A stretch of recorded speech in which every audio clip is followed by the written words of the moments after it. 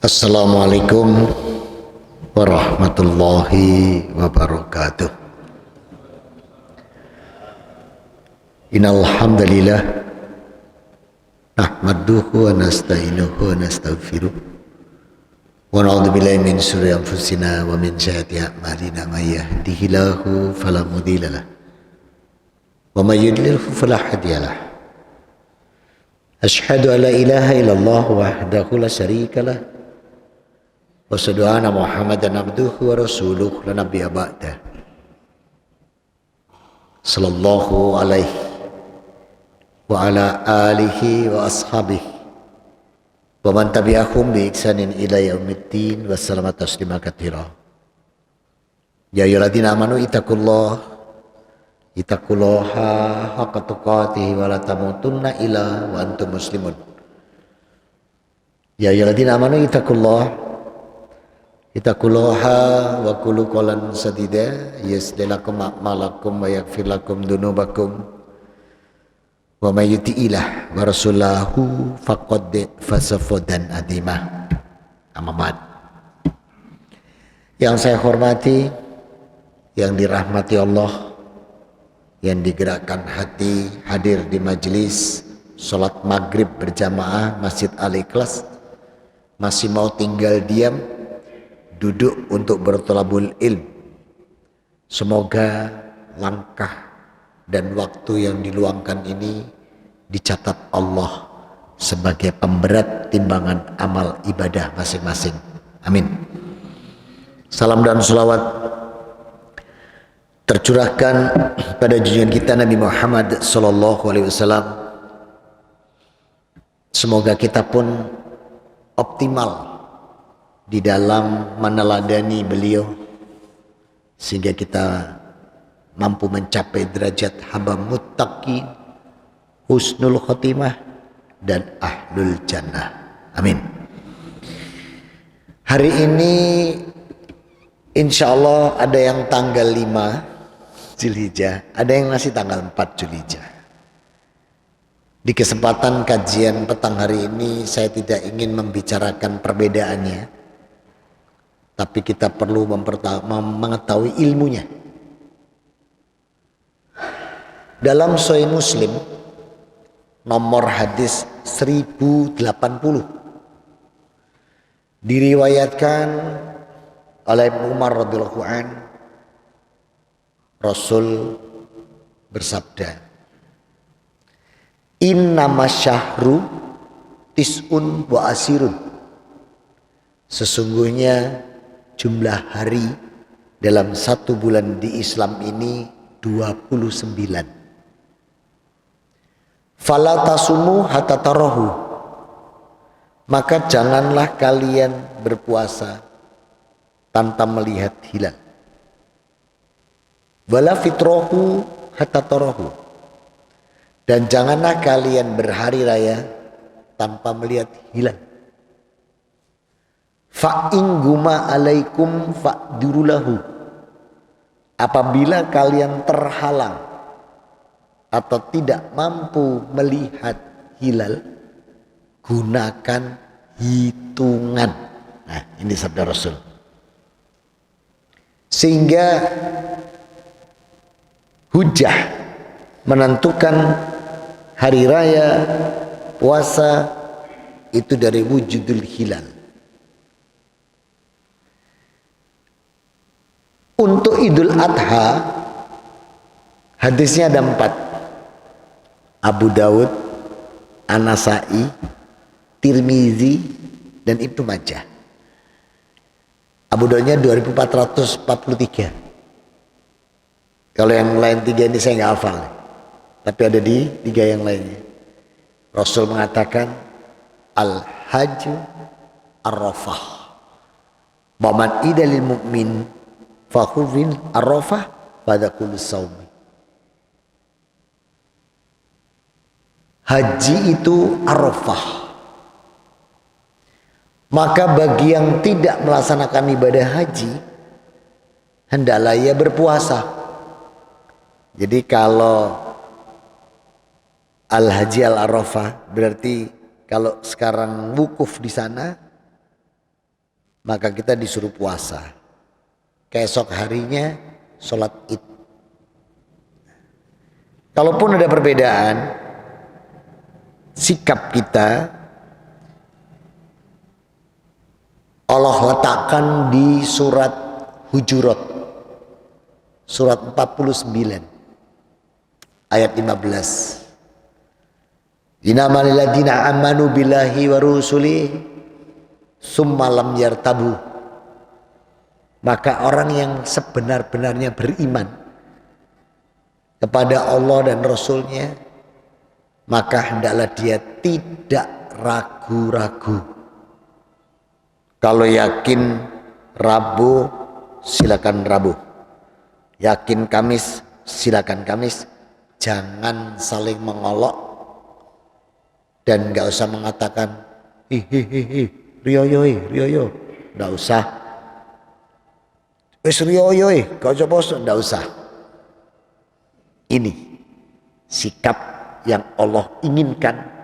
Kalau ternyata ada yang berbeda, innal ladzina amanu billahi wa rusuli summa lam yartabu. Orang yang beriman yang sebenarnya, yang beriman kepada Allah dan Rasulnya, dia tidak punya keraguan. Udah, yakinkan yang mana silahkan. Namun yang pasti Arafah ini mempunyai keutamaan hari-harinya. Nah kalau ini monggo silahkan. Ini yang penting. Perkara nanti mau sholat id hari Kamis, mau Rabu, sebuah pilihan yang kita tidak boleh punya keraguan. Hari Arafah adalah hari yang mulia bagi umat Islam. Hal tersebut karena hari Arafah adalah man huda ide Arafah inda'ahu ajabahum. Hari-hari Arafah itu hari-hari di mana doa-doa ini dimustajabkan atau diijabah oleh Allah. Wa kula saumi Arafah, dan siapa yang berpuasa Arafah yukafiru maghdiya wal baghiyah, itu pun Allah ampuni dosa dan kesalahannya 1 tahun dan 1 tahun berikutnya. Maka bulan Arafah ini adalah bulan di mana doa diijabah dan permohonan ampunan dosa diampunkan. Maka di antara keutamaan Arafah dari Ibnu Rajab Al-Hambali rahimahullah, beliau mengatakan Arafah adalah hari penyempurnaan dan nikmat. Beliau mengatakan ayyahu fil kitabikum wa tawaniha fa alaina ma'asara alaihi fid dini. Ayat kitab yang manakala kalian membacanya, dan apabila itu ila Yahudi wa ila Nasara, andai kata itu ada di tengah-tengah Yahudi dan Nasrani, maka tentu mereka akan menjadikan itu pun hari raya. Dan ini Allah letakkan di surat 5 Al-Maidah di ayat yang ketiga. Al-yawma akmaltu lakum dinakum wa atmamtu alaikum ni'mati wa raditu lakumul islam madinah. Al-Maidah ayat 3. Pada hari ini telah aku sempurnakan sebuah agama bagimu. Aku cukupkan nikmat ini dunia akhirat. Dan aku ridhoi Islam sebagai agama bagimu. Ayat ini turun serta-merta di saat khutbah wukuf Rasulullah Muhammad sallallahu alaihi wasallam di haji wada beliau. Beliau haji cuma sekali. Malaikat Jibril menyampaikan materi wukufnya kepada Rasulullah untuk menyampaikan al-yauma akmaltu lakum dinakum wa atmamtu alaikum nikmati. Pada hari ini telah aku sempurnakan agama bagimu. Aku cukupkan nikmat ini dunia akhirat, dan aku ridhoi Islam sebagai agama bagimu.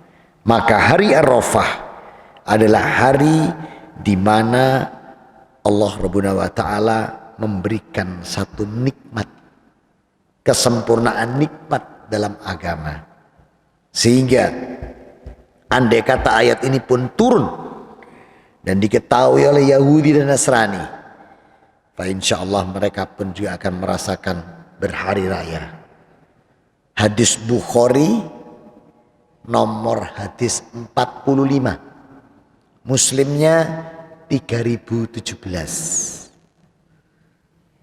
Dari At-Tirmidzi mengeluarkan pula dari Ibnu Abbas yang disebutkan bahwa ayat tersebut turun pada hari Id, dan kebetulan hari itu Jumat. Jadi hajinya Rasulullah itu Jumat, Pak. Beliau haji cuma sekali, itu pun Jumat harinya. Ditetapkan Allah Jumat wukufnya. Maka disebut haji akbar kalau pas jatuh hari Jumat. Nah, dan itulah disebut hari Arafah. Sehingga Rasul tadi mengeluarkan Al-Haji Arafah. Maka haji itu adalah wukufnya Arafah. Manakala saudaramu wukuf, maka kalian yang tidak berhaji hendaknya berpuasa. Dan keesokan harinya sholat Id. Monggo. Mau hadis yang ini atau hadis yang Rasul tadi katakan, fala tasumu hatta tarahu wala fitrahu hatta tarahu. Semua sama-sama hujahnya. Monggo. Tinggal ketetapan hati. Summa lam yartabu. Yang kedua, hari Arafah sebagaimana dari Umar bin Al-Khattab dan Ibnu Abbas, setelah dari surat ayat Al-Alamat 3 ayat 3 tadi turun pada 2 hari Id, Jumat dan hari Arafah, maka keduanya Jumat dan hari Arafah, alhamdulillah hari raya bagi kami. Akan tetapi Arafah adalah hari Id bagi orang yang sedang wukuf di Arafah saja. Sedangkan bagi yang tidak wukuf dianjurkan berpuasa. Nah ini hadisnya Muslim 3017. Jadi kalau saudara kita wukuf, maka kalian dimanapun, kata Rasulullah, puasa. Tidak mau tahu di Amerika kah, mau di London, mau di Perancis, mau di Ndiwe, mau di Perak. Kalau sudah tahu saudara muslimmu di sana wukuf, maka puasalah. Dan keesokan harinya dirikan sholat Id.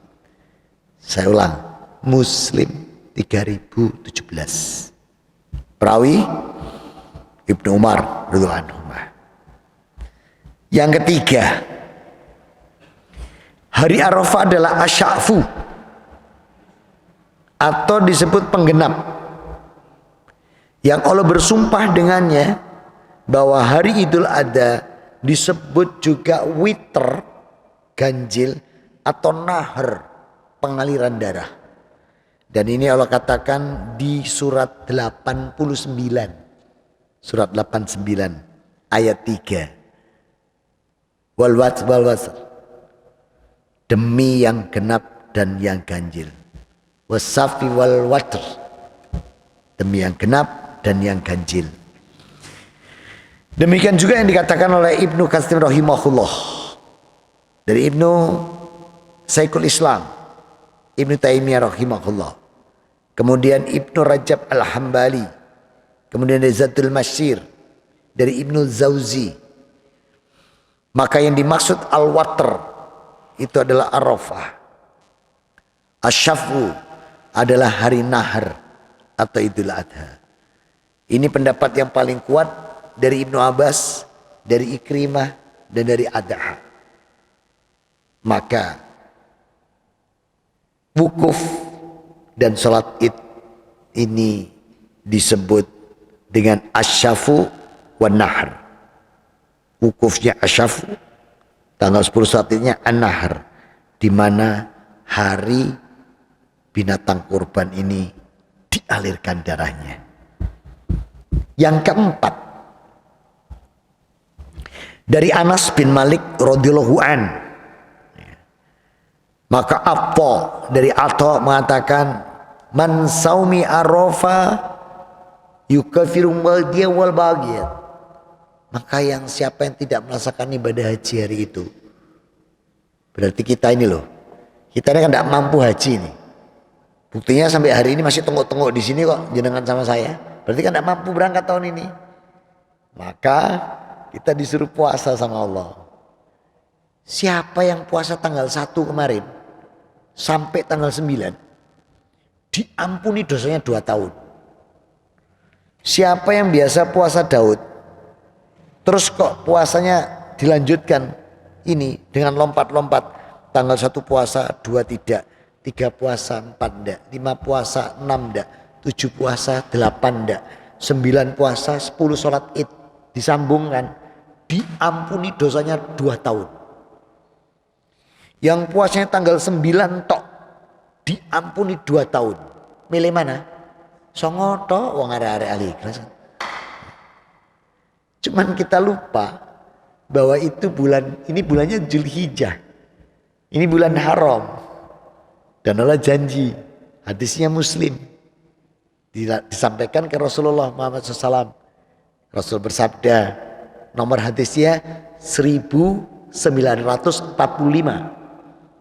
Kullu amalan ibnu Adam hasana asra amsaliha ila sab'ami'a dhifin. Kita kan dikasih Allah 4 bulan tuh haram.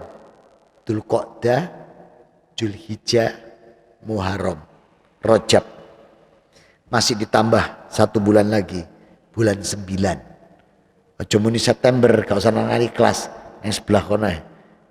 Ramadan. Jadi kita dikasih 5 bulan. 4 haram, 1 bulan suci. Yang mana setiap amal ibadah, amal soleh, anak cucu Adam itu dikalikan Allah 10. Makanya yang membedakan tanggal 1 sampai 9 itu di pahalanya. Yang lompat-lompat sama yang 9 di pahalanya bedanya. Tapi kalau mendapatkan ampunan dosanya sama. Man saumi arafah, siapa yang puasa di hari-hari Arafah, yukafiru madhiya wal baghiyat. Itu sama. Siapa yang puasa Arafah diampuni dosanya 1 tahun ini dan 1 tahun berikutnya. Tapi pahalanya dibedakan, yang puasa 1 sampai 9 sama yang lompat-lompat sama yang songotok.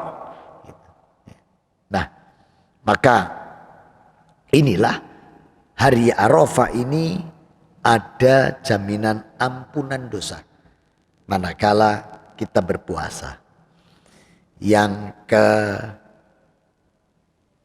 keempat, wala yuhibuhu wal yauman nahar ilallah. Tidak ada hari yang sangat dicintai Allah kecuali hari di mana darah hewan-hewan kurban ini dialirkan. Makanya hari-hari itu sampai dilanjutkan dengan disebut hari tasyrik.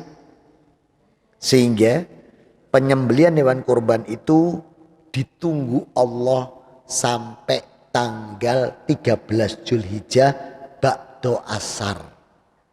Jadi kalau ada orang ternyata tanggal 12 dapat duit yang tidak diduga, fahuwa hasbuh, dicukupkan Allah. Wa yarzuqhu min haitsu la yahtasib, dapat rezeki dari arah yang enggak disangka tanggal 11. Maka jangan terus dinikmati begitu saja rezeki itu. Tapi sisihkan untuk berkurban.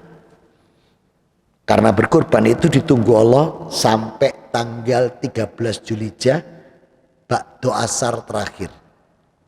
Kalau sampai sudah lewat itu dan maghrib, maka tidak lagi menjadi binatang kurban, tapi menjadi sedekah.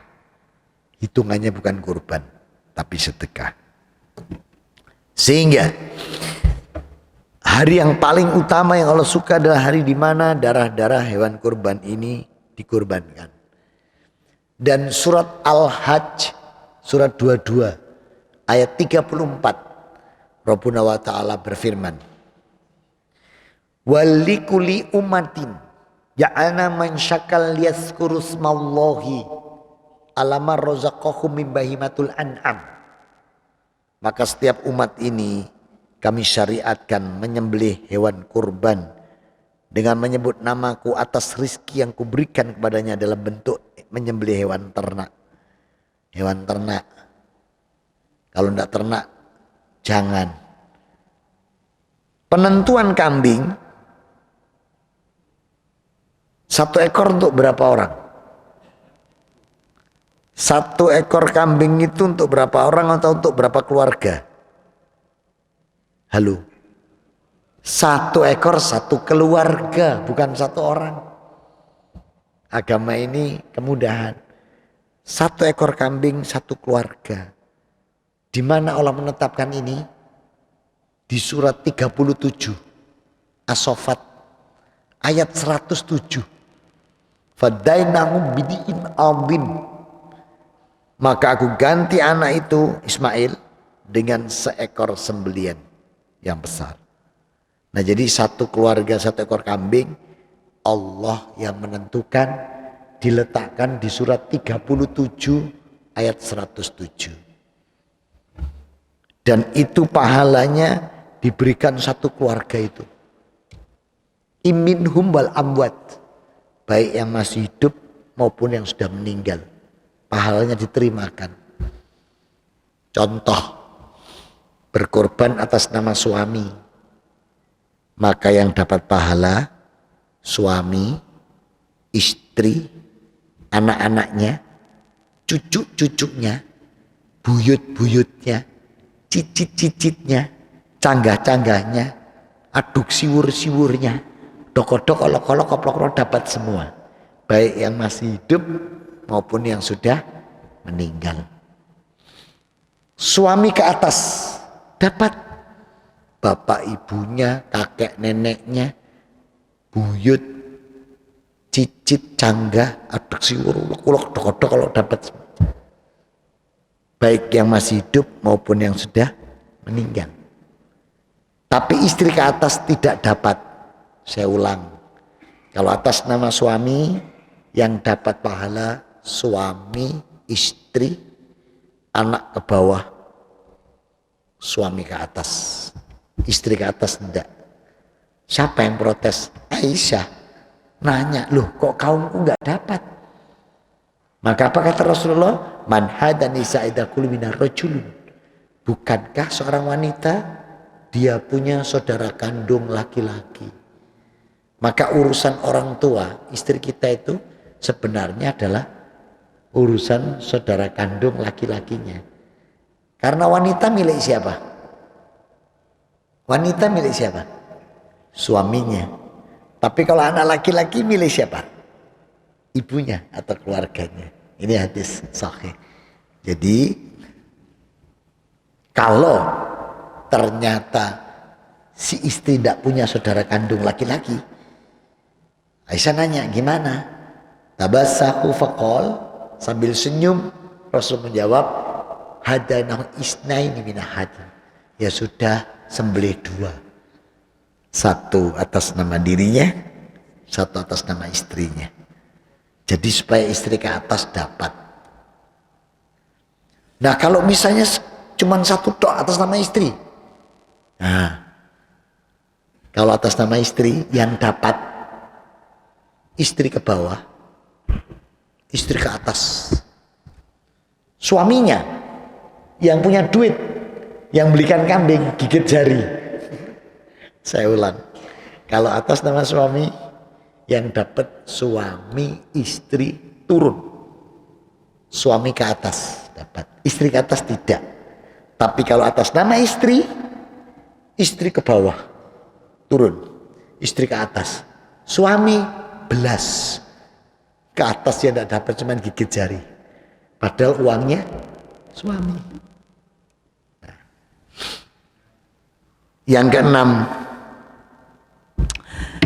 para pendahulu Islam ini, Rasulullah dan para sahabat, menjadikan Arafah ini sebagai tempat di mana menjadi hari Nahr. Nahr itu hari di mana Allah paling disukai ketika seorang hambanya mengalirkan darah hewan kurbannya. Kenapa? Dalam surat 22 Al-Hajj di ayat yang ke-37. Hari itu Allah tunjukkan pada manusia bahwa jaminan untuk mencapai surga itu bukan daripada hewan itu. Ayatnya begini. Layyanallaha luhumuha waladima'uha walakiyanalahu taqwa minkum. Darah, daging daripada hewan kurban itu nggak akan sampai kepadaku, kata Allah. Yang sampai kepadaku itu adalah ketakwaan kalian. Ketika aku kasih rizki, aku berikan rizki itu kau belikan hewan ternak dan kau sembelih untuk dibagikan. Ini yang membedakan umat Islam dengan kaum lain. Mohon maaf ya Pak, kaum lain kalau nyembelih ya dibuang di laut, kepalanya ditanam di perkebunan, di ini. Maaf loh, ini orang lain. Tapi kalau orang Islam itu disuruh makan. Ini bedanya. Jadi karakter orang musyrik, karakter orang syirik dengan karakter orang mukmin yang beriman beda. Kalau kita menyembelih, lihat kurus maullahi, disuruh nyebut nama Allah. Nah nanti tolong sampaikan ke jagalnya, tidak usah panggil nama-nama pengkurban, cukup Bismillahirrahmanirrahim. Pengkurbannya itu dibacakan oleh takmir atau panitia sebagai inamal a'malu binniyat sebelum proses penyembelihan untuk publik. Hari ini Al-Ikhlas menerima sekian puluh ekor sapi, sekian ratus ekor kambing. Berikut nama-nama pengorbannya. Itu tidak usah yang jagal manggil Prayogo, Suseno, Joko, tidak usah. Memang mau dibeleh orang-orang itu, tidak usah. Cukup Bismillahirrahmanirrahim. Dan cari jagal yang sholat. Jangan tanya jagalnya Pak, dijawab sholat. Sampean sholat, saya sholat. Nanya itu tetangganya. Terkenal jagal hebat, nyembelihnya, dagingnya enak. Jangan tanya jagalnya, tanya tetangganya. Mas, jagal itu sholat. Niku nek dalu bukai botol mendem karo ya ojo dipilih. Cari yang sholat gitu loh. Jangan yang cari yang hebat sembelihane tapi bukai botol tukang mendem bendino ya jangan dipilih Pak. Cari yang sholat. Ini urusan ibadah ini. Dan dalam menyembelih lihat kurusmallahi, sebut nama Allah. Nama-nama orang itu kan catatan panitia dan takmir sebagai bentuk public accounting, pertanggungjawaban transparansi, disaksikan umat bahwa menerima sekian, ini loh yang ini itu. Nyembelihnya enggak usah. Dalam surat 22 ayat 36-nya lihat pesan Allah. Wa idza wajabat junubuha wa mu'tar wa atimul qani'a kadzalika. Dan kalau hewan itu sudah mati roboh, wis dibedeti sudah sempurna, makanlah sebagian. Justru suruh makan Pak, disuruh makan. Di negeri ini kan lucu Pak, orang nyembelih karena anaknya lahir sebagai rasa syukur disebut akikoh, tidak boleh makan. Jangan makan Pak. Tidak boleh, itu untuk tamunya. Lalu terus keluarga beli sendiri khusus. Nah ini hadis rawahu bakul wedus. Cek tuku loro. Nah, anak lanang cek tuku telu. Enggak Pak, tidak ada hubungan gitu. Malah disuruh makan. Jelas loh ayatnya 2236. Jelas aja. Wa'at imul qani'a, makanlah itu. Itulah yang membedakan, malah disuruh makan kita. Sehingga kalau ada orang menyerahkan hewan kurban, harus ditanya sama panitia. Ada yang diminta. Ada Pak, saya minta pupuk kanan full. Kayak no, paling batin. Cek nemenirek masuk 2 kilo gak cukup kan ngono. Jaluk wape. Ditanya, ada yang mau diserahkan? Yang diambil. Yang saya tinggal di aliklas kepala, ekor, sama kaki ke bawah. Badannya saya bawa. Iki nunut belesak bedet ini. Kebacut iki tambah. Gitu. Semakin banyak yang dibagikan tuh jauh lebih baik gitu loh. Ono emang lagi Pak, aneh-aneh Pak, orang datang bawa kambing, store, pesen. Mas nanti ada kembalian, ada. Saya balik no sapi ya, loh.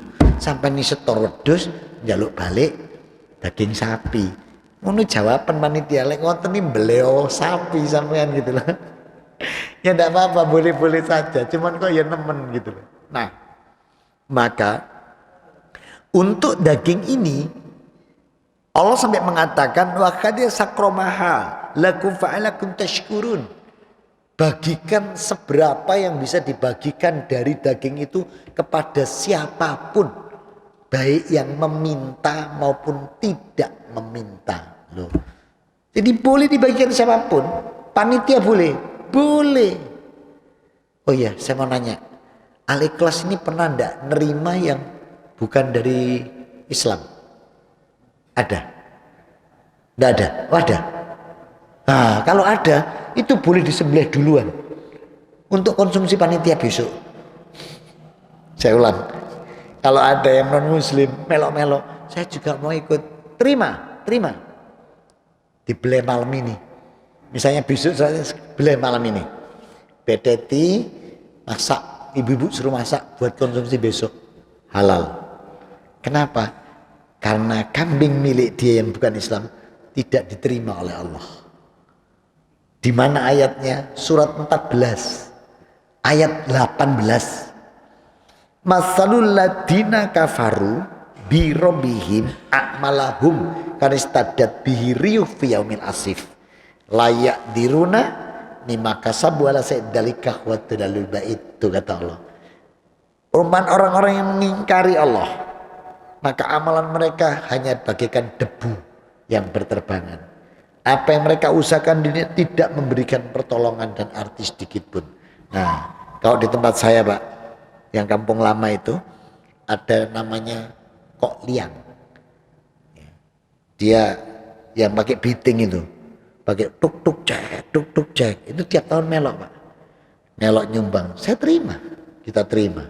Terus kalau malam dibawa ke tempat saya, tak, ini Kok Liang, kayak gini, di pedangmu, saya belehkan. Beda tono, aku gelem bledok, gak gelem bedeti. Dimasak tak? Masak. Lah kok pas tahun 2018 kemarin tuh, datang gue sapi deh. Kok tak rezekiku akeh sapi. Oh iya, serahkan panitia, serahkan. Malam dibawa ke tempat saya sapinya. Tak, sapi. Saya takut, ono piro sapi ini? 2. BEDE harus sing iku ya. Balik no. Loh, kok dibeli? Iki dibeli meneh takok arek, sapine mek loro. Ilang siji takon. Terus besok saya bilang sama Kok Liang, "Yang, gak usah sapi awakmu iku. Loh, kan rezeki lagi banyak. Gak usah wedhus ya awakmu. 5 apa 6 ndak apa-apa, ojo sapi apa. Gak iso dibeli dhisik soalnya." Gak ono koncone masalahnya. Nah, sapinya cuma 1, ketambahan punya dia. Dibawa ke saya suruh beli duluan. Lah sesuk tak takok sapine mek situk tok. Lah sijine nang ndi? Dia kan pengennya ikut disembelih bareng-bareng. Padahal tidak diterima kan sama Allah. Saya suruh kambing. Akhirnya ya kambing 3, 2, beli kabeh dhisik halal. Ya. Terus berkorban atas nama perusahaan, tidak ada. Karena ayatnya umat. Perusahaan, kantor bukan umat. Jadi kalau nerima kurban dari PT Mobile Mabul misalnya, wah boleh dulu enggak apa-apa, itu bukan kurban itu sama Allah dihitung sedekah mereka. Enggak, kurban itu jiwa, bukan lembaga. Nah, seperti itu. Nah kemudian kita lanjutkan yang ke-6, ke-7 sekarang. Maka hari Arafah adalah hari pengampunan dosa, pembebasan siksa neraka. Hal ini disampaikan oleh Aisyah radhiyallahu anha dari sabda Rasul Muhammad SAW. Mamin yauma aksar wa min akuninallahu fihi abdan minan nar. Di antara hari yang Allah banyak bebaskan seseorang dari api neraka adalah hari-hari Arafah. Maka dia akan mendekati dan menampakkan keutamaan pada mereka dari para malaikatnya. Kemudian Allah berfirman, wa yakuluna ma aroda fa'alai. Aku apa yang diinginkan oleh mereka, fadu'au alai, aku akan mengabulkannya. Nah, jadi hari-hari Arafah ini hari-hari pembebasan api neraka dan hari-hari di mana doa ini dijabah Allah. Hadisnya Muslim, nomor hadis 1348, perawi Aisyah radhiyallahu anha. Nah, jadi sangat luar biasa Arafah ini. Maka Allah pun begitu bangga dengan orang-orang yang wukuf di Arafah. Dari Abdullah bin Amr, dari Amr bin As, dari Nabi SAW. Hadisnya rawahu Ahmad, nomor hadis 2224. Allah mengatakan, fa innallaha azza wa jalla wa yaumil Arafah faqulu malaikatu asa Arafah bihalalin. Sesungguhnya Allah membanggakan para malaikatnya di sore harinya dengan menunjukkan pada mereka, ini orang-orang yang berada di Arafah, lihatlah hamba-hambaku, mereka mendatangiku dalam keadaan yang seperti itu. Masya Allah. Hadis Muhammad Rahmat 2224. Ya. Maka Allah sangat mencintai dua perkara, sehingga amalan paling afdal di bulan Dzulhijjah adalah mendatangi Arafah, wukuf di sana, atau menyembelih hewan kurban kalau tidak mampu untuk melaksanakan ibadah haji. Ini amalan-amalan yang menurut kaidah syar'i dan janji Allah dalam hari-hari Arafah. Ya. Maka semoga Allah memberikan kita semua yang hadir ini umur yang berkah, kesehatan yang berkah, rizki berkah, halalan thayyibah, dijadikan amal soleh kita, amal ibadah kita sebagaimana Quran, sunnah, dan ijma' ulama yang teruji dan diridhoi Allah, sehingga amalan menjadi amalan yang solihah, makbulah, wa mutaqabbalah. Amin. Adzan Isya hari ini insyaallah 18.40. Ini sudah 18.30. Ada 10 menit. Saya tawarkan 10 menit ini untuk diskusi. Silakan. Atau ada yang mau nambahin materi, silakan duduk sini. Saya tak duduk bawah. Ya. Silakan. Hadis Bukhari 1839. Man hadza kullu isnaini hadiyu. Rasulullah SAW membawa dua ekor. Waktu itu panitianya Abu Bakar As-Siddiq radhiyallahu anhu. Rasul mengatakan, "Ba inna wa idan hadiyu ila ahlihi fa ila kulli ummatin minhum wal amwat." Aku membawa 2 kurban, satu atas nama keluargaku dan satu atas nama umatku. Jadi yang pakai atas nama umat hanya Rasulullah, karena kita ini umatnya Rasulullah, kita tidak punya umat. Kalau kita ini namanya jamaah, bukan umat. Kalau umat Rasulullah, Nabi. Kalimat Rasul ini untuk keluargaku min hubal ambat, baik yang masih hidup maupun yang sudah meninggal. Artinya atas nama beliau, tapi pahala ini yang wafat pun dapat. Sehingga kalau seorang anak berkorban, si fulan berkorban, bapaknya dia, ibunya dia dapat walaupun sudah wafat. Untuk apa mengorbankan atas nama yang wafat? Sedangkan dia yang hidup saja yang mendapat pahala orang tuanya walaupun sudah wafat. Kalaupun itu misalnya yang wafat tidak bisa dikorbankan, pasti sejak dulu Rasulullah sudah berkorban atas nama Khadijah, istri beliau. Dia nggak pernah, karena beliau yang berkorban, istri beliau Khadijah yang sudah wafat pun dapat. Itu Abi hadisnya Bukhari 1839. Ya. Jadi yang korban kita, bapak ibu kita itu dapat walaupun sudah meninggal. Jadi untuk apa mau korban atas nama yang meninggal? Terjawab ya Abi? Dijawab dengan kitab hadis. Lagi yang lain? Masih ada? Soal kulit. Kulit itu kan nggak boleh diperjualbelikan. Ya. Tapi lihat surat 22 ayat 36. Kan Allah bilang, binatang kurban itu boleh diberikan siapapun, baik yang meminta maupun yang tidak meminta. Dari ayat ini dan dari jumhur ulama mensepakati kalau memang daripada itu terbuang sia-sia, boleh diminta. Jadi kalau ada bawa orang kambing, orang sapi, kolektif tidak, tanyakan kepada pengkorban, apakah boleh kulitnya kami minta? Kalau diizinkan, halal. Halal. Kumpulkan, dijual, mau dibelikan lagi, hewan lagi, disembelih lagi, boleh dibelikan untuk fisabilillah, urusan kemakmuran DKM masjid dan lain sebagainya, halal. Tapi diminta. Lah yang sering terjadi kan nggak minta, dibelai kulit dikumpulkan dijual, jangan, harus jelas dulu diminta, karena semua yang ada di hewan kurban itu tidak boleh diperdagangkan, tapi boleh diminta. Makanya panitia itu datang orang ini tanya, kulitnya boleh kami minta, malah halal, boleh. Oh berarti dari Pak Fulan kulit halal buat kita, kumpulkan. Nah itu baru silakan, nanti setelah itu dijual, halal.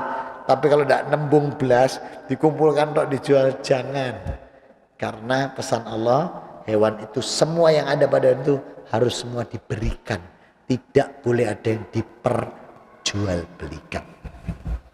Perkara nanti ada orang miskin nerima, terus dia setelah itu dia jual, itu tidak apa-apa, sudah miliknya dia. Yang tidak boleh itu dari panitia memperjualbelikan. Ya. Dari panitia nggak boleh. Semua dibagikan. Baik orang meminta maupun tidak meminta. Ada lagi? Cukup 4 menit lagi masih ada waktu. Ada nggak? Nggak ada. Dicukupkan. Sudah. Baik. Mari kita tutup dengan doa kafaratul majelis. Semoga Allah berikan kita semua yang hadir dan keluarga kita umur yang berkah, kesehatan yang berkah, rezeki berkah, halal thayyibah. Siapa tahu Allah jadikan nanti di pertengahan kurang 2-3 hari kita ada rezeki yang berlebih, kita dimanfaatkan Allah untuk bisa berkorban. Mudah-mudahan Allah senantiasa memberikan kita hidayah, inayah, pertolongan, bimbingan agar kita mampu melaksanakan amal soleh ibadah di atas Quran dan Sunnah, sehingga amalan kita menjadi amalan yang solihah, maqbula wa mutaqabbala. Amin Allahumma amin. Aku qouli hadza. Barakallahu li lakum fil Qur'anul Karim wa nafa'ti bi ayatikil hakim. Innahu huwas samiul alim. Subhanakallahumma wa bihamdika asyhadu alla ilaha illa anta astaghfiruka wa atubu ilaik. Alhamdulillahirabbil alamin wa minkum. Wassalamualaikum warahmatullahi wabarakatuh.